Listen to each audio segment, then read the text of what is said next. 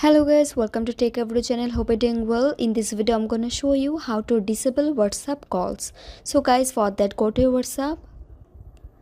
Now tap on the three dot icon, tap on settings. Now go to privacy, tap on calls. You have to turn on these options.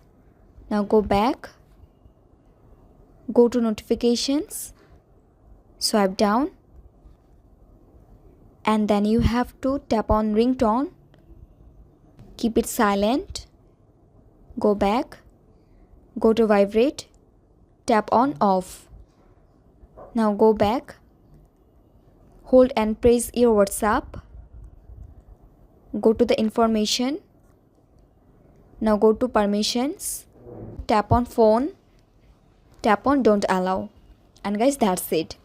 So guys, I hope this video was helpful to you. If it was, then please give a thumbs up and hit the subscribe button, and thanks for watching the video.